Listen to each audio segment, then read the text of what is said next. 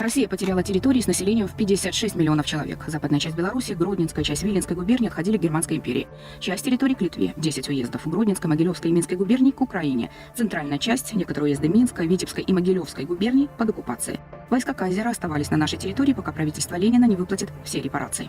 У Бресті білоруської делегації не було ніякої. Ні червоної, ні біло-червоно-білої, ніякої не було.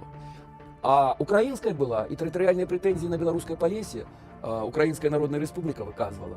Плюс Литва выказывала территориальные претензии, плюс выказывала территориальные претензии Польша. Через несколько дней после подписания Брестского мира 9 марта 1918 года в Минске исполком Совета Всебелорусского съезда принял первую уставную грамоту. Речь идет о создании Белорусской Народной Республики. Обвящение БНР 9 соковика 1918 года было своеасаблівым протестом супротив гвалтоўных дзеянняў суседзяў, якія, не пытаючыся ў Беларусі, рэжуць яе на кавалкі по-живому. Это было просто заявление. Примите как факт. Белорусская Народная Республика создана 9 марта, день рождения БНР. Но на каких основах создается новое образование, какой курс выбирает правительство, оставалось непонятным. Ёсць один міф. Нібыта Беларуская Народная Республика, яна адразу была створана ледь не па жаданні немцаў. Было не так.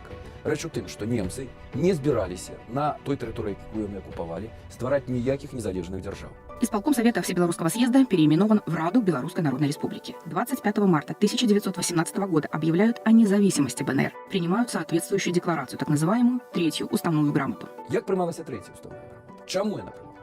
Была надзея, што, магчыма, немцы і ўсе астатнія прызнаюць Раду БНР якасці незалежнай дзяржавы і дапамогуць у яе будаўніцтве. Год назад народы Беларусі разом з народамі Росіі скінулі ярмо расійскага царызму, які найцяжэй прыціснуў быў Беларусь. Не пытаючыся народу, ён укінуў наш край у пажар вайны, якая чыста зруйнавала гарады і вёскі беларускія. Цяпер мы, Рада Беларускай Народнай Рэспублікі, скідаем з роднага краю апошняе ярмо дзяржаўнай залежнасці, якое гвалтам накінулі расійскія цары на наш вольны і незалежны край.